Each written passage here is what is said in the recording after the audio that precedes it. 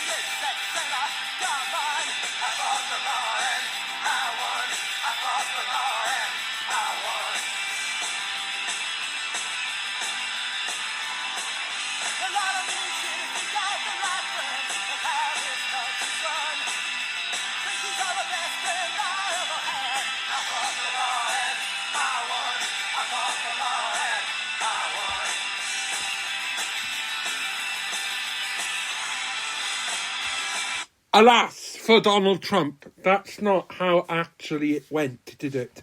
Because today, and that isn't the song dedicated to Trump, today the Electoral College has confirmed, and we did share some of them, that Joe Biden has been confirmed president and won the 2020 United States general election and presidential election. Isn't that good? Now, where does this leave the Republican Party? Screwed. Where does this leave Donald Trump? Unemployed. Fired. Unemployable. But, seriously, I'm now going to dedicate the next part of this, or the next song, to President Donald J. Trump, care of the White House until January 20th, 2021. So I'd like to dedicate the next song to President Donald J. Trump, care of the White House, Pennsylvania Avenue, Washington, D.C., United States of America.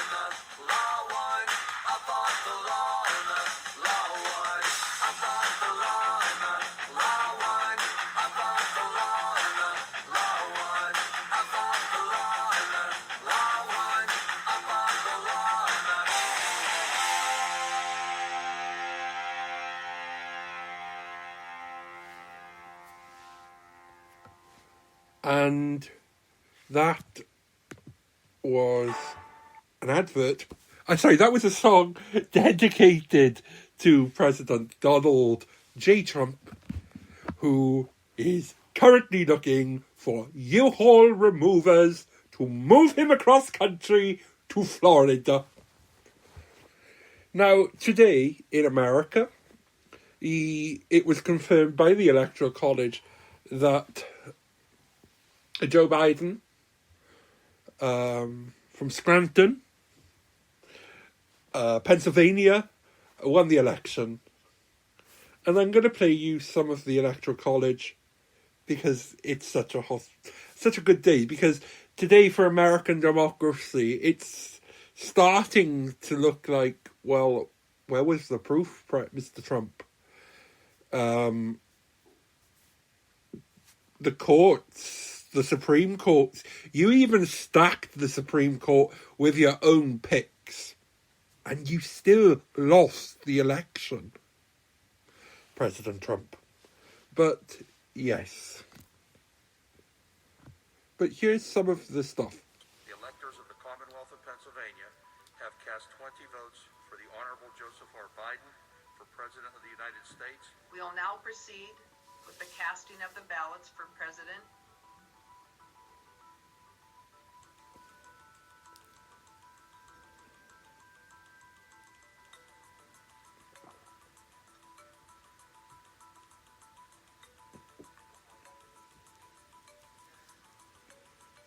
I am pleased to announce that Joseph R. Biden has received 16 votes for President of the United States.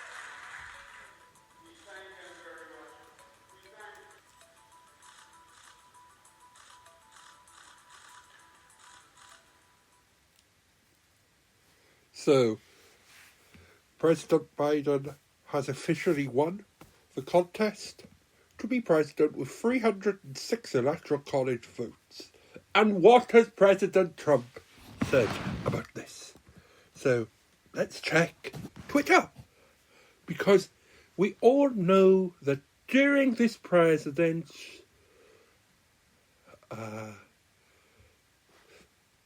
during this reign of tyranny and debauchery and trickery and hatred.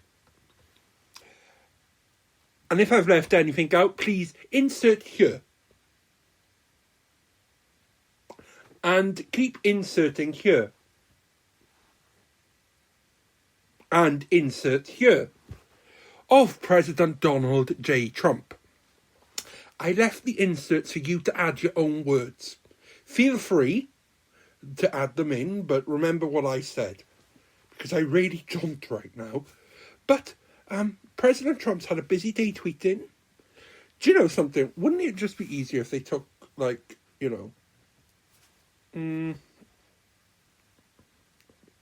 his phone off him, his iPad, his laptop, whatever he's using to connect to Twitter? Wouldn't it just be easier if someone in the government, a civil servant, just did this? Just switched off. Oh, yes, someone did. They deleted his account from Twitter. An employee of Twitter. Wouldn't that have just been easier?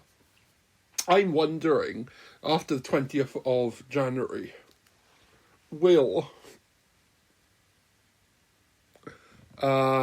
Twitter hold Donald Trump to account, because he's no longer a public person who needs to publicly contact people and speak to them, because he's no longer in public office.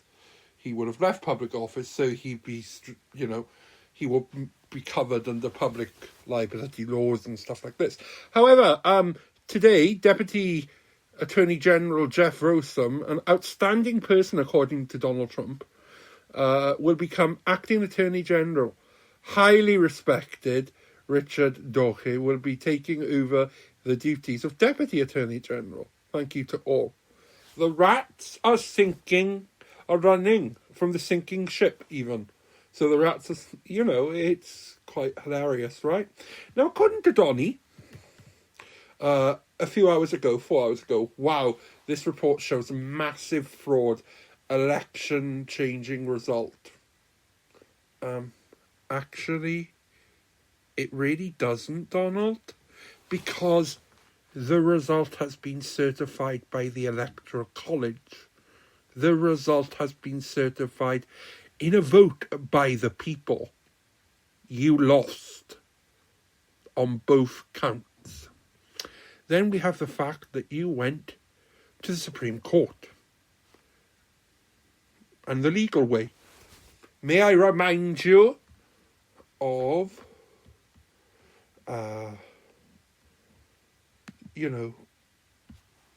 the song that we dedicated to you. And I know we want it again, don't we? Because basically, I think it's one of those days. And here we go. And this is dedicated to Donald Trump.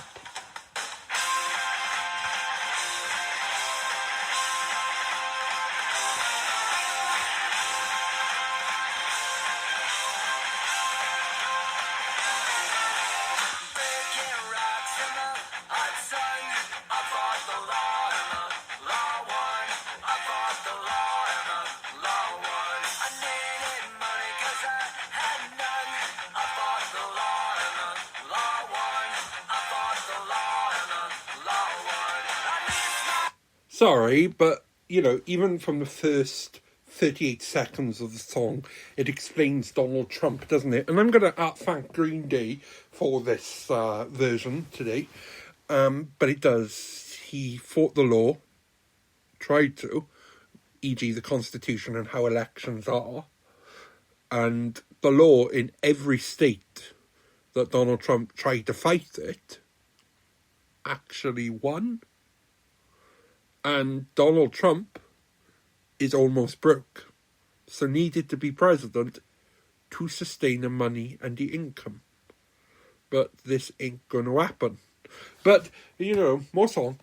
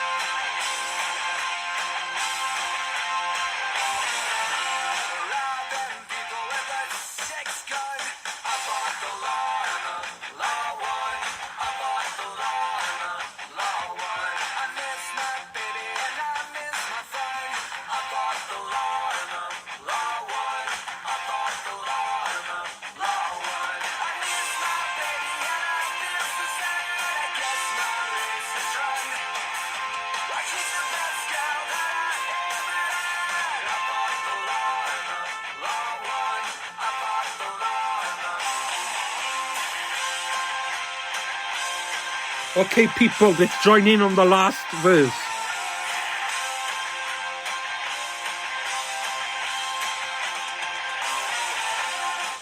Fought the law and the law won. Donald Trump fought the law and the law won. Trump fought the law and the law won. Trump fought the law and the law won.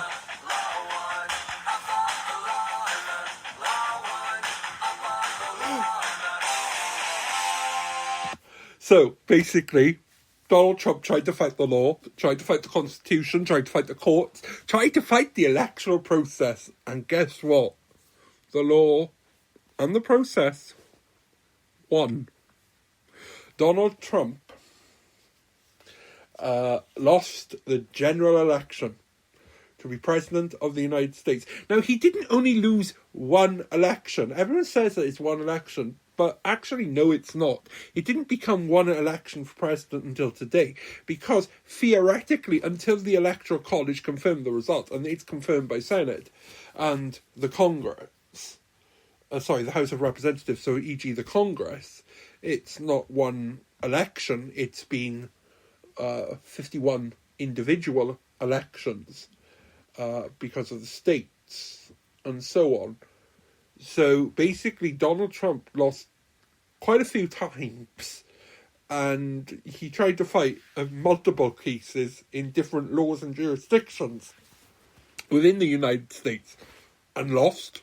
Then he tried the federal system that he controls, and he tried to stack the court. If you remember before, he's appointed 2 Republican judges, and the Republicans now have a majority of picks. But Donald Trump somehow forgot the judiciary independence, so their impartiality, just because you appointed them. And if you've listened to this podcast before, the election, or even just after the election, I can't remember, I think it was last but one episode, I said the exact same thing. Now, what did Donald Trump have to gain from saying that, fraudsters and that the election is fraud? Well, he hopes that, that the country, America, the world, would still be divided. His supporters are so fanatical that they just don't believe that the process that he won by in 2016 is the same process that Joe Biden won by in 2020. But Joe Biden did it without any foreign interference, because Donald Trump's own State Department, own electoral security expert that Donald Trump fired, came out and said this was the most secure election in history. Now, I'm going to play you some remarks by President-elect Joe Biden just after the... I just had them. Sorry, people, I just put it somewhere, and now I can't find it because I had the video all ready to go. We'll find it, and... Oh, here we go. Sorry, my bad. Oh, it would help if I press play, wouldn't it? It really would, yeah? And I put the volume up so you can hear it too, but here we go. American democracy works because America makes it work at a local level. One of the extraordinary things we saw this year was that everyday Americans, our friends and our neighbors, often volunteers, Democrats, Republicans, independents, demonstrating absolute courage. They showed a deep and unwavering faith in and a commitment to the law. They did their duty in the face of a pandemic. And then they could not and would not give credence to what they knew was not true. They knew this election was overseen by them, it was honest, it was free, and it was fair. They saw it with their own eyes, and they wouldn't be bullied into saying anything different. It was truly remarkable, because so many of these patriotic Americans are subject to so much enormous political pressure, verbal abuse, and even threats of physical violence. While we all wish that our fellow Americans in these positions will always show such courage and commitment to free and fair elections, it is my sincere hope we never again see anyone subjected to the kind of threats and abuse we saw in this election. It's simply unconscionable. We owe these public servants a debt of gratitude. They didn't seek the spotlight. And our democracy survived because of them, which is proof, once more, that it's everyday America, infused with honor, character, and decency, that is the heart of this nation. In this election, their integrity was matched by their strength, independence, and the integrity of our judicial system. In America, when questions are raised about the legitimacy of any election, those questions are resolved through the legal processes. And that's precisely what happened here. The Trump campaign brought dozens and dozens and dozens of legal challenges to test the result. They were heard again and again. And each of the time they were heard, they were found to be without merit. Time and again, President Trump's lawyers presented arguments to state officials, state legislatures, state and federal courts, and ultimately to the United States Supreme Court twice. They were heard by more than 80 judges across this country, and in every case, no cause or evidence was found to reverse or question or dispute the results. A few states went for recounts. All the counts were confirmed.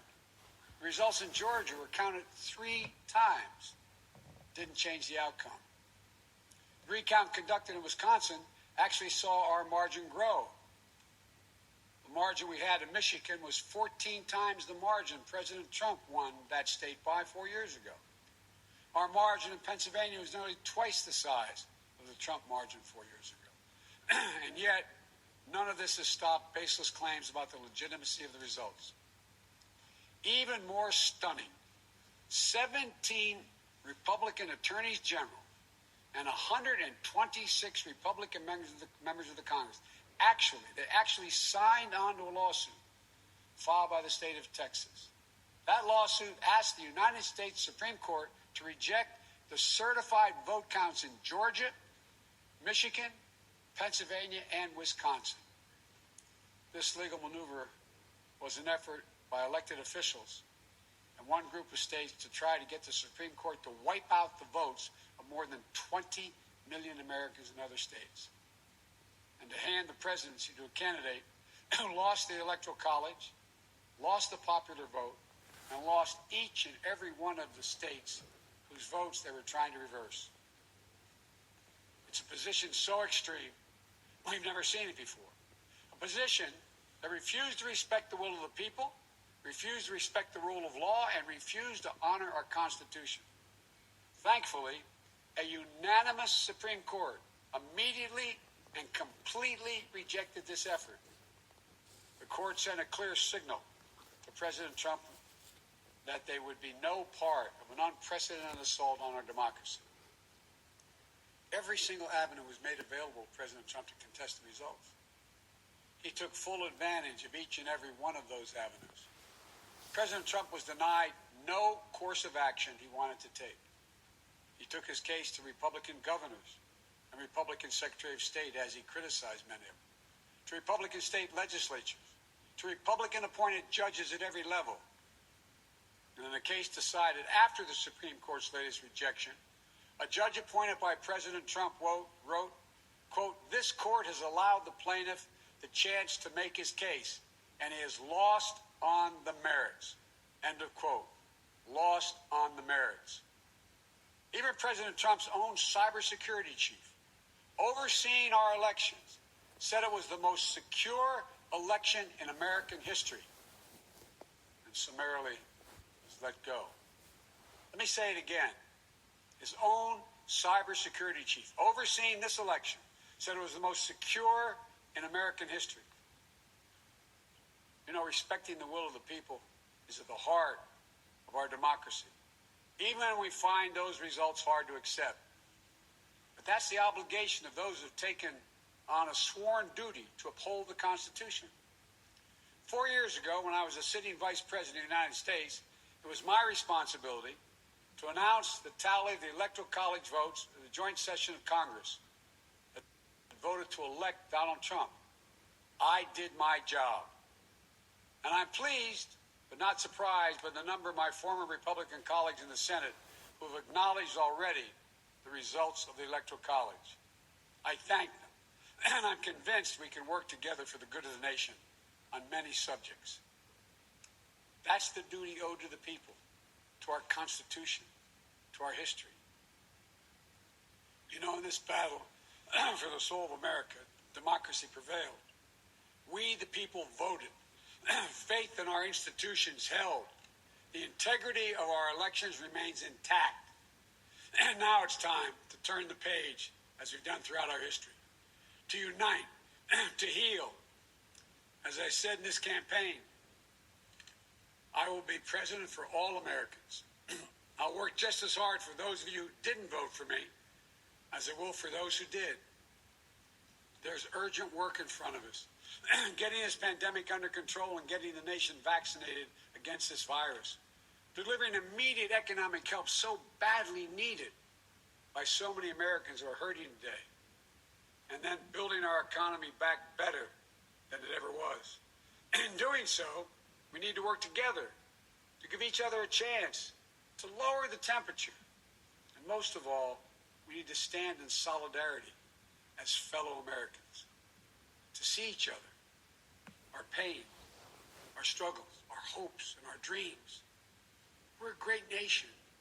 We're good people. We may come from different places, hold different beliefs, but we share in common a love for this country, a belief in its limitless possibilities. For we, the United States of America, has always set the example for the world for a peaceful transition of power. We'll do so again. I know the task before us won't be easy. It's tempered by the pain so many of us are feeling. Today, our nation passed a grim milestone. 300,000 deaths due to this COVID virus. My heart goes out to each of you in this dark winter of the pandemic. About to spend the holidays and the new year with a black hole in your hearts, without the ones you loved at your side. My heart goes out to all of you who have fallen in hard times through no fault of your own, unable to sleep at night, staring at the ceiling, and weighed down by the worry of what tomorrow will bring for you, and equally important for your family. But we faced difficult times before in our history. I know we'll get through this one, but together. That's how we get through it, together.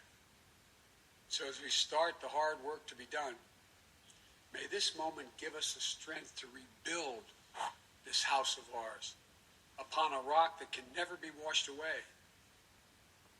As in the prayer of St. Francis, for where there is discord, union. Where there is doubt, faith. Where there is darkness, light. This is who we are as a nation. This is the America we love. And that is the America we're going to be. So thank you all. May God bless you. And may God protect our troops and all those who stand watch over our democracy. Thank you.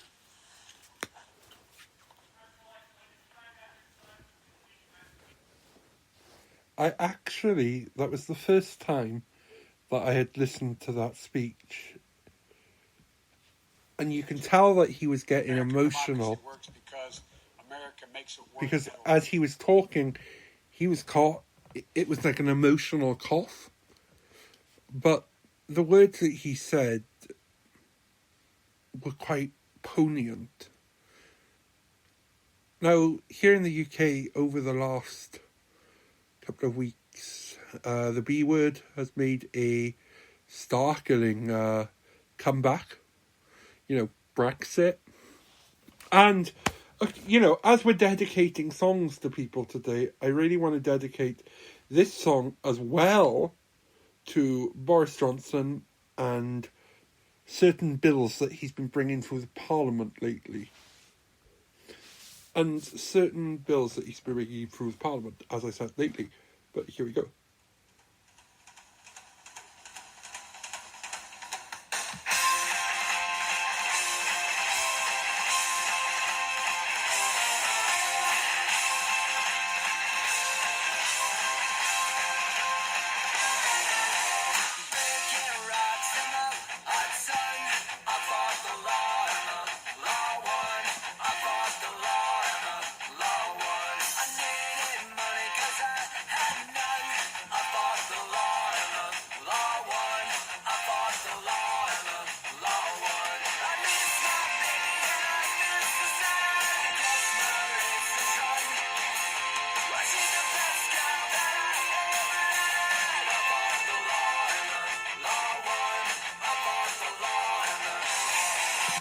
And if you remember, Don, last year, the Supreme Court, the Parliament, the whole Brexit fiasco, what led to a 2019 general election, and then we got this horrible government. Do you know, what's quite funny, a year on, and I've been seeing, posts that I posted on the election, around about the election lately on my Facebook, and what's quite funny is that when I used my vote, I thought about, what if there's a national emergency? Could the party leader and the party leaders through it,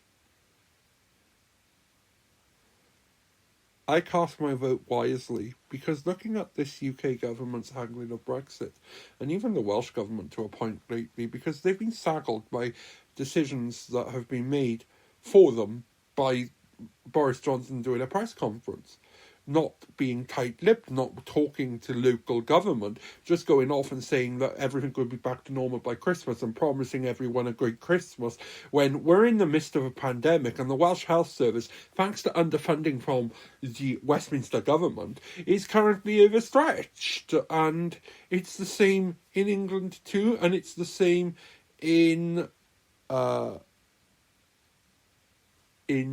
Scotland. You know, our health services are at their breaking point, but we are still going into Christmas as normal, according to Boris Johnson, where the capital city of the United Kingdom has just been put into the most strictest tier. The other parts of that area, West Sussex, has just been put into the highest tier. It's quite ridiculous. In Wales, we're bringing in tiers from the 28th. That's going to be fun, because on the 28th and 29th, where I go to feed the homeless people, we now know that we're going to get... we knew we were getting more people than we normally do, because it's Christmas. You know, and this Christmas, we've seen job cuts left, right and centre. We've seen... I really don't know how to explain it. We've seen death. I've seen families wiped out. You know, I have a friend who lost a mum and a brother in the state of 6 months. The only close family he had. I really, this year, or the start of it, I would say up until November, has just been so bad. And what gets me is Brexiteers and Donald Trump supporters, what they have in common. What these two people, Donald Trump and Boris Johnson, and the whole ideology behind them, or the spirits of darkness, I would say, that seems to be behind them, all have in common is deriving hate within the nations to get what they want.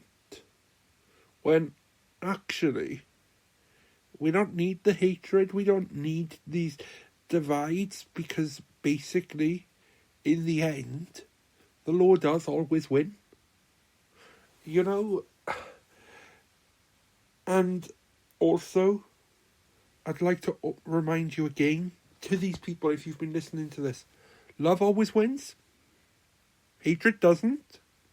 Because people get fed up with hatred. There's only so much hate that could go around.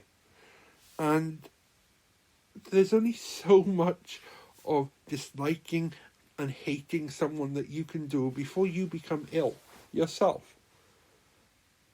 And in this instance, come the 20th of January, I predict that America will take a course correction. I also predict on the 1st of January, the UK will take a course correction, still negotiating the Brexit deal. Well, that's what Boris Johnson supporters think, and the hard levers. But actually, what we all know is that the United Kingdom left the European Union January 2020. This is about a trade deal. This is about protecting the jobs that are still going, you know, in manufacturing or other areas, and, you know, protecting those jobs from the pandemic. We don't need even more redundancies, Prime Minister. We also don't need people who have worked for companies, shall we say, for 30 years. You know, in the last, I would say 15 years of their career, maybe, you know, depending on their age. They really don't need to be looking for new jobs and being retrained into new procedures when, you know, technically they should be starting to take it easy. Prime Minister, charities as well don't need I would say this as someone who works on a food charity. We don't need the excess people that come from there. We actually don't want them, but we know we have to have them because this is the way the country's going. Someone said to me, we'd like to make things easy for you when we're doing the food thing. And I turned around and said, do you know what will make things easy for me? If there was no unemployment, if there was no hatred, if there was no, this person gets this benefit and that person gets that, and about life, and everyone was equal. That's what would make things to me, but that's never going to happen in this world, is it really? But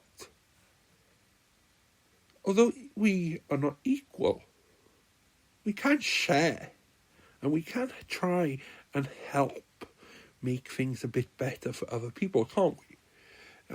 In this world, it just seems to be, at this moment in time, that hatred had won. But then Donald Trump loses the election and I get to play this song yet again. And Trump loses the election, Biden wins. The world starts to see Boris Johnson for what he is, because his little posse has taken a hit this summer because Dominic Cummings, the architect of Brexit, has gone. Nigel Farage was sacked from LBC Radio and he's now on YouTube doing some broadcasting something or other. I don't think he gets many followers anymore like he did on LBC because he's not nationwide syndicated. And, by the way, Donald Trump's lost.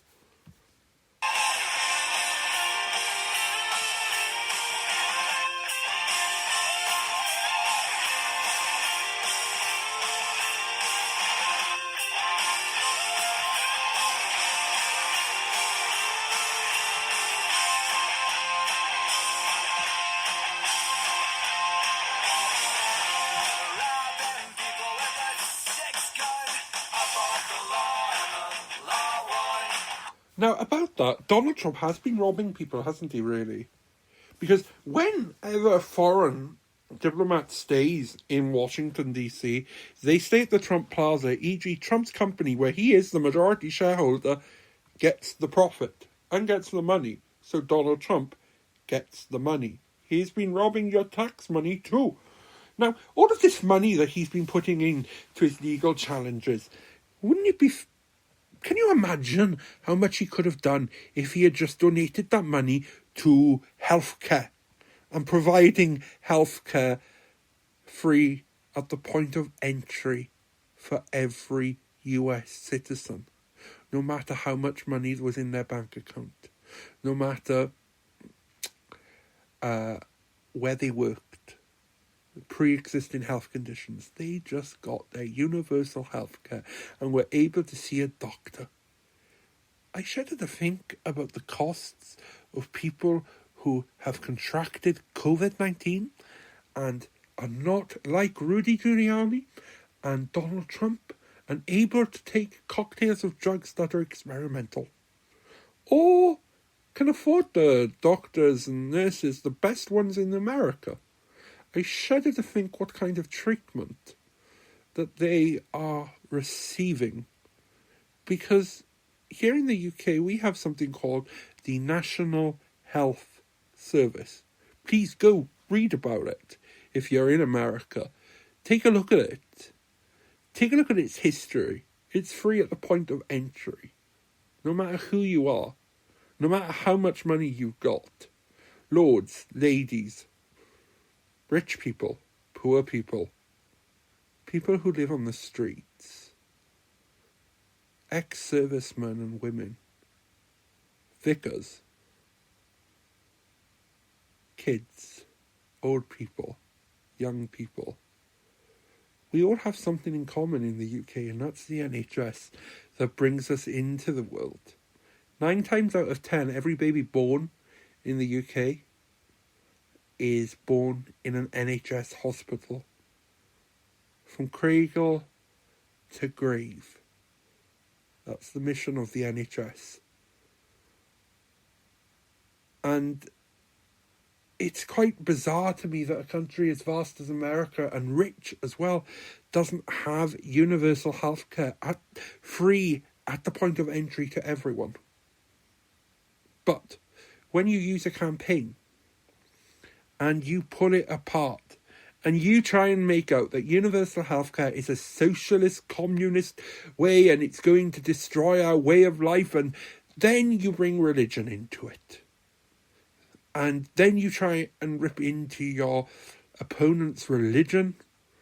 Now, the quote that Joe Biden said in his speech from St. Francis, I actually love that quote. It's one of the most prominent Bible quotes that I actually like. I do feel connected with St. Francis. I enjoy reading about St. Francis as well. But for me, hatred needs to stop. We're in the middle of a world pandemic. We need to forget that, you're in China, you're in America, you're here in Britain, you're in the European Union or Spain or something, and we need to work as one human race to fight this pandemic. We were starting to see this with the vaccine that's starting to be rolled out, and thank God that's happening. And I'm trying to stay away from coronavirus, but you really can't you? Now, I'm going to thank you for listening. I'm going to play the last couple of minutes of this song, and I will see you in about a week's time, because we've got a couple of episodes next week, 2, and we got my special Christmas one, and I'll see you soon. Thank you for tuning in. Bye-bye.